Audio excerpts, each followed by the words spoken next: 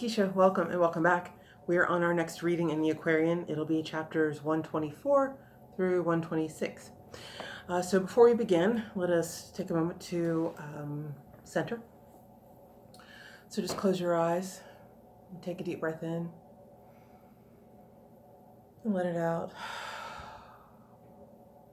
Another deep breath in and out.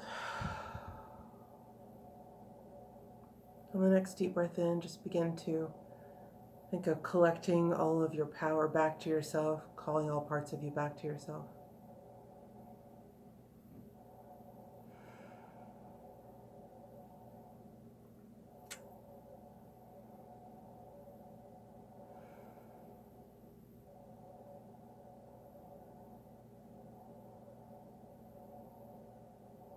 And once you feel solid and whole,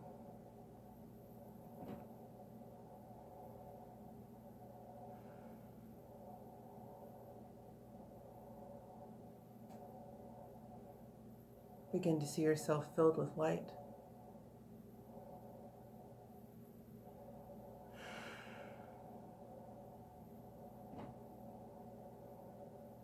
In the presence of that light, anything unlike itself begins to melt away.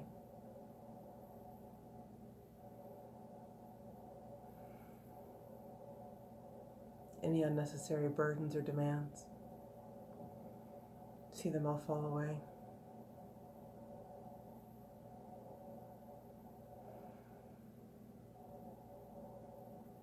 And now that you are radiant and whole, see a column of white light gently coming down over you.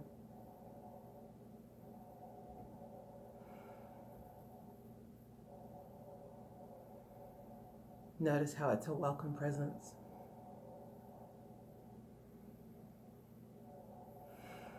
Feel yourself being fed by it, being enlivened and quickened by it.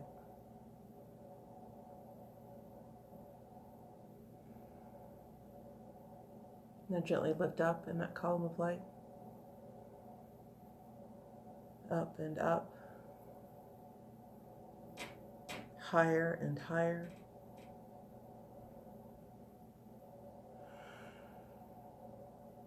Lifting out of earthly cares and worldly consciousness.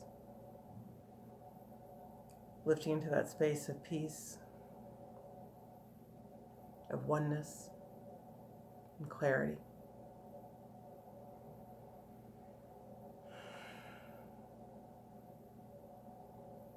A receptive and welcoming space.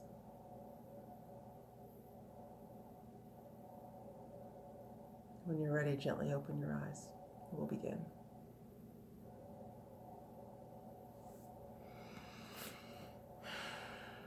That always feels so wonderful.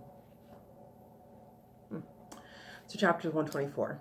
We now begin the third annual epoch of the Christine ministry of Jesus Christ. The 12 apostles now had reached the stage of spiritual consciousness, spirit consciousness, and Jesus could reveal to them the deeper meanings of his mission to the world. Next week, the great fast of the Jews would be observed, and Matthew said, "Shall we not gird ourselves and go into Jerusalem?" But Jesus said, "We will not go up to the feast. The time is short, and I have many things to say to you. Come you apart into a desert place and rest a while." And then they took their boats and crossed the sea and came to the desert place near Julias Bethsaida. The people saw them go, and in vast multitudes as they followed them. And Jesus had compassion on the anxious throng, and he stood forth and taught them all the day, and because they sought a light and were like sheep without a fold. And as the night came on, the 12 were doubting what the multitudes would do. And Thomas said, "Lord, we are in a desert place. The multitudes have naught to eat, and they are faint from lack of food. What shall we do?" And Jesus said, "Go to and feed the multitudes." And Judas said, "Shall we go down and buy 200 pennies worth of bread for them to eat?" And Jesus said, "Go look into our larder and see how many loaves we have." And Andrew said, "We have no bread, but we have found a lad who has 5 barley loaves and 2 small fish. But this would not be food enough for 1 and 10." But Jesus said, "Command these people all to sit upon the grass in companies of 12." And they all sat in companies of 12.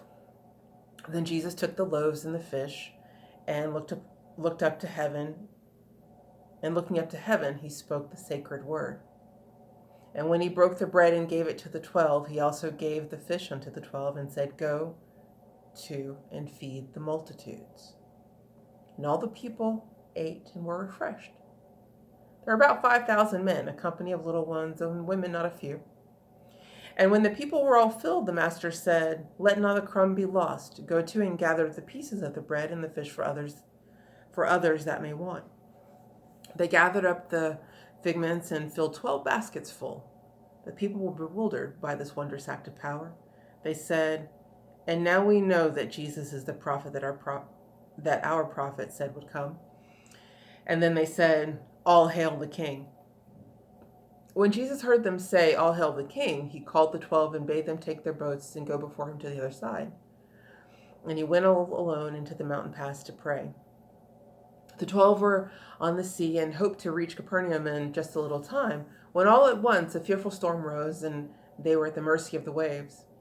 And in the fourth watch of night, the wind became a whirlwind, and they were filled with fear. And in the blinding storm, they saw a form move upon the waves, and it seemed to them to be a man. And one spoke out and said, "It is a ghost, a sign of evil things." But John discerned the form and said, "It is the Lord." And then the wind blew not so hard, and Peter, standing in the midst, exclaimed, my Lord, if this be truly you, bid me to come to you upon the waves." The form reached forth his hand and said, "Come on." And Peter stepped upon the waves, and they were solid as a rock. He walked upon the waves.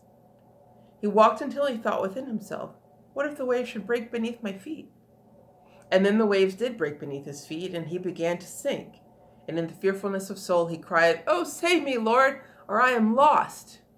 And Jesus took him by the hand and said, "Oh, you of little faith, why did you doubt?" And Jesus led the way back into the boat. The storm had spent its force, the winds were still, and they were near the shore. And then they landed. They were in the valley of Gennesaret. The news soon spread all through the valley of Gennesaret that Jesus and the 12 had come, and many people came to see. They brought their sick and laid them at their master's feet, and all the day he taught and healed.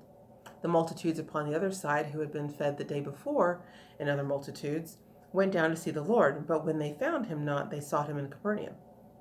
And when they found him not at home, they went on to Gennesaret. And they found him there and said, "Rabboni, when came you to Gennesaret?" And he said, "Why are you come across the sea? You came not for the bread of life? You came to gratify yourselves. You all were fed the other day across the sea, and you were after more loaves and fish. The food you ate was nourishment for the flesh that soon must pass away. You men of Galilee, seek not the food that perishes, but seek for the food that feeds the soul. And lo, I bring you food from heaven. You ate the flesh of fish, and you were satisfied, and now I bring you flesh of Christ, and now I bring the flesh of Christ for you to eat, that you may live forevermore. Our fathers ate the manna in the wilderness, and then they ate the flesh of quail, and drank the waters of the flowing spring that Moses brought forth out of the rock, but all of them are dead. The manna and the quail were symbols of the flesh of Christ. The waters of the rock were symbols of the blood. But lo, the Christ has come. He is the bread of life that God has given to the world. Whoever eats the flesh of Christ and drinks his blood shall never die, and he will hunger nevermore, and he will thirst no more. And they who eat this bread of heaven and drink these waters from the spring of life cannot be lost. These feed the soul and purify the life. Behold, for God has said, when man has purified himself, I will exalt him to the throne of power. Then Jesus and the 12 went to Capernaum, and Jesus went into the synagogue and taught. And when the Jews who heard him in Gennesaret were come, they said, "This fellow is beside himself.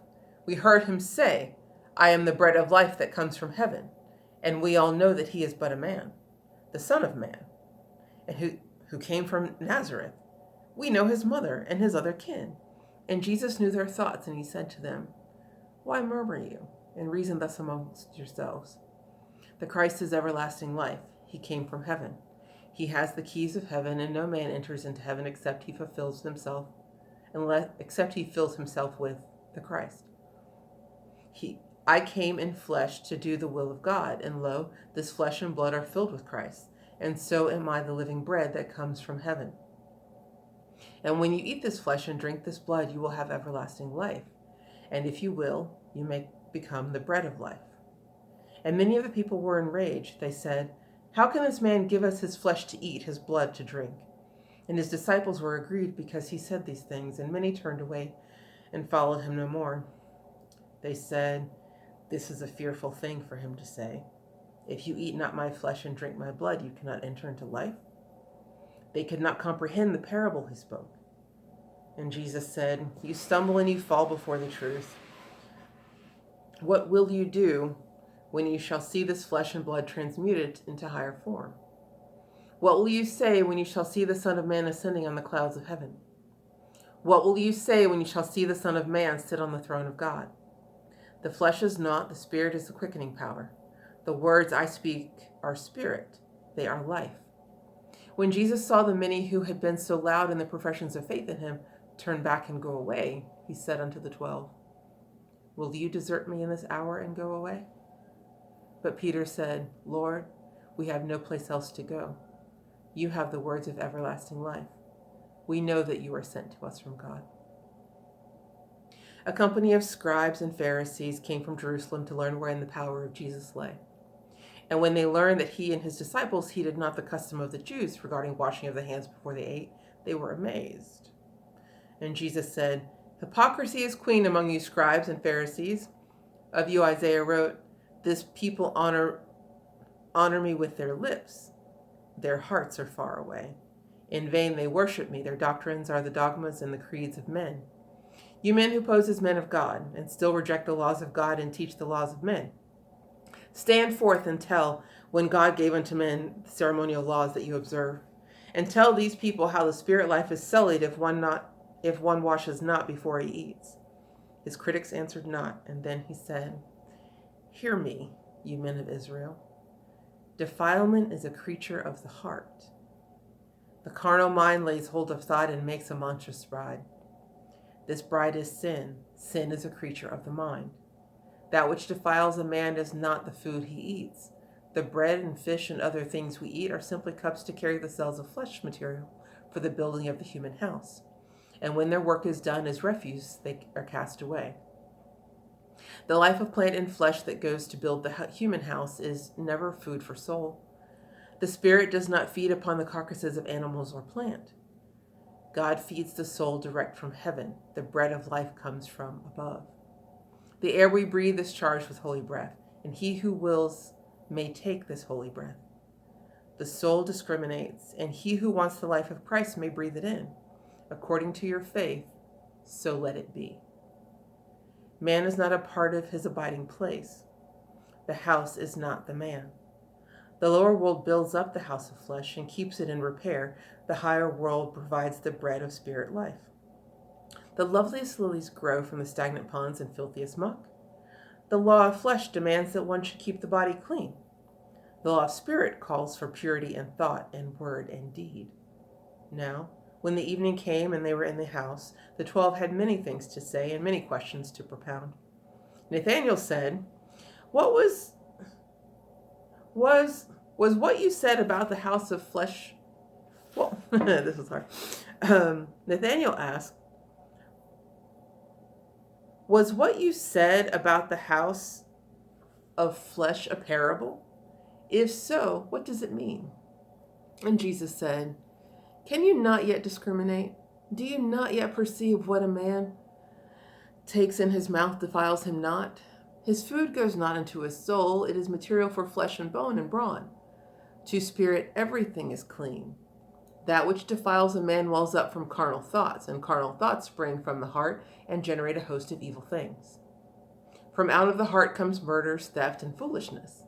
All selfish acts and sensual deeds spring from the heart. To eat with unwashed hands does not defile the man." And Peter said, "Lord, "What you said today has grievously offended scribe and Pharisee." And Jesus said, "The scribes and Pharisees are not the scions of the tree of life. They are not the plants of God.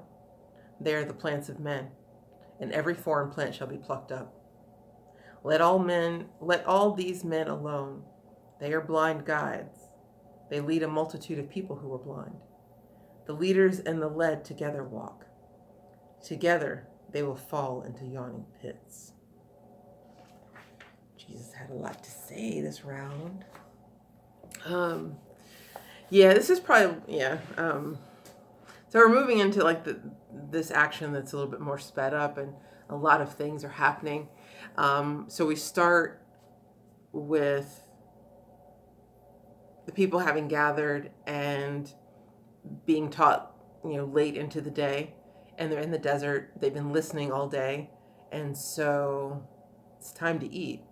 And the disciples are like, "Where do we send these people? What do we do with them?" And Jesus is like, "Well, let's go ahead and feed them," right? And so then we have this very, physical deliberation. What are we going to feed all these people? So that naturally starts with, well, what do we have? What do we have on hand? And they had 2 loaves of barley and a couple of fish. Is that what it was? No, 5 loaves of barley and 2 small fish, which obviously isn't enough for one person, much less, 5,000. So what does Jesus do? He tells them to gather all the people in groups of 12. And if you haven't recognized it yet, this is a tremendous prosperity teaching, right? Whenever we're looking to manifest, we can understand it as we recognize a need, and so we start to ask physically, like, what do we have on hand that will meet that need? And that's a catalog of, the skills and tools and the resources that are available to us. And then so Jesus tells the disciples to gather the people into groups of 12. And that's, we marshal our discipline in a particular direction and begin to so create a space for the manifestation to take place. If any of you have ever tried to manifest and you want something so broad as, I want greater prosperity, I want greater abundance, that's a concept too broad and nebulous in order for something to really happen that you will see. But it's when you become more specific, you've created a vessel for your manifestation to arrive in, right? When you become specific and I need $1,000 by tomorrow, that's a definite vessel in which you need to in which to manifest. Much like Jesus here says, gather the people into groups of 12. And then he looks to heaven and breaks the bread. So blessing what we have on hand and then fearlessly sending it forth. Because often what happens when we're trying to manifest, we're feeling lack in some area. We look at what we have on hand and don't feel like it's enough. And so then we hold on to it even tighter, not wanting to send it out into the world because then we'll have even less. But the teaching here is once you've, become aware of the resources on hand, and you've gotten definite about what it is that you need to manifest, then you bless what you have on hand and send it forth fearlessly. Because it's in that fearlessness that you know that what you return or what you send out is not going to return to you void. So you can send it out expecting that it's, that space is now going to be replenished. And so this is one of my favorite, it's one of my favorite parables of manifestation because it is so obvious in its instruction. But when we come back to the story, we see that, the Pharisees and the scribes hear of this and they're like, where does he get his power from? Who does he think he is? Right. And, and this is where Jesus goes just that much further and starts to talk about, his is flesh. And, we get the beginnings of what will later become communion. And that's concerning because, again, they're not hearing his lessons energetically. They're looking at it physically. And so they're thinking about the grossness of, flesh and blood and eating and drinking that. And of course, that's disconcerting. But they're not seeing it from the higher perspective, which he goes on to explain again in the other parable about, because they talk about the Pharisees come to him about not washing their hands and following these man-made laws. And that's where he goes on to talk about, it's not the food itself that defiles a person, it's their thoughts, it's the intention. And so it matters not if he washes his hands before he eats, because his intention is that he's receiving nourishment, and that it itself makes it all clean. What else did we have in these? There's quite a bit in this little section.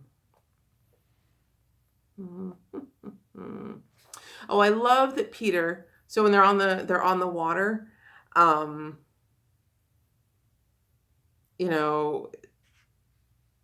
they discern the form, and so as it's Peter, John is the one who discerns the form and says that it's the Lord.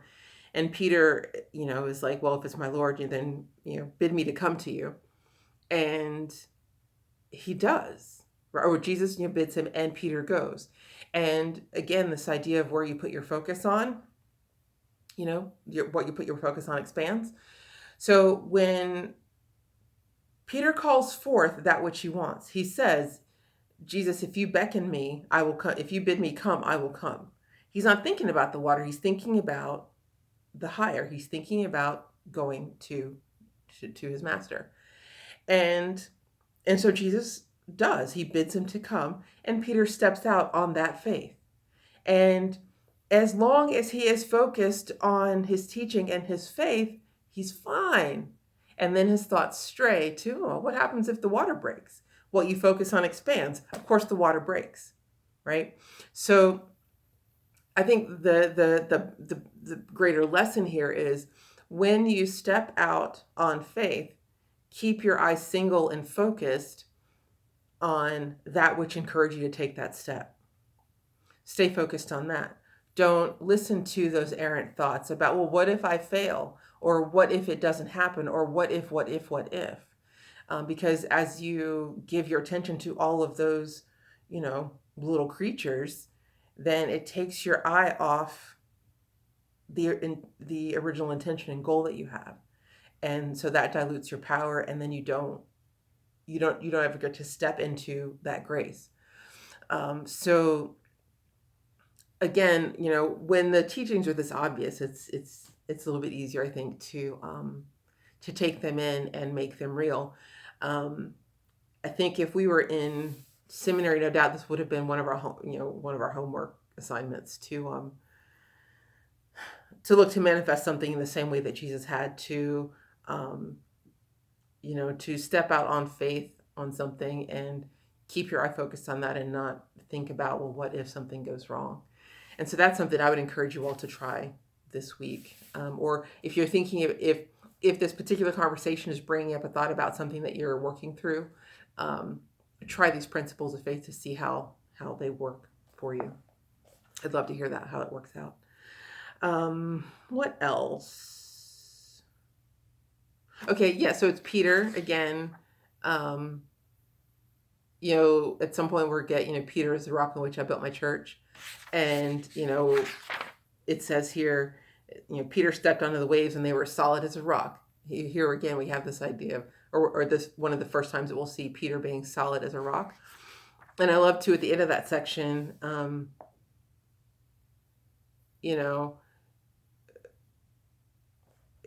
once Jesus had started talking about flesh of my flesh and blood of my blood, and people like, hey, this is a bridge too far. Even the 12 were like, the people are not going to like this. The scribes and the Pharisees don't like this. Maybe you ought to calm down on that talk.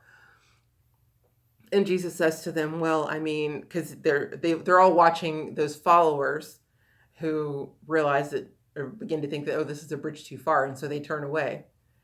And Jesus is like, are you going to go with them? And it's Peter that steps up and says, we know who you are. Where else would we go? And, Peter is symbolic, of our faith, but we also know what's coming in that Peter's going to be the one to deny him. So it's kind of interesting. Like he's human in that regard. Like he has this faith and this love, but then he'll experience a moment of human doubt and weakness. And it's just interesting to see these things beginning to play out and to come together. Yeah, I think we've covered all of the major themes from these 3 chapters. If I've missed something, you can tell me, and we can discuss it some more. Yeah, this line, I do want to point out this line: defilement is a creature of the heart. The carnal mind lays hold of a thought and makes a monstrous bride. It's the mind that takes a single thought and makes it bigger than what it is, and makes it more frightening than what it is. So that's an interesting point as well. So I think we'll leave it there for now. We'll come back in our next reading and continue on. I look forward to it. Love you in the meantime. Bye.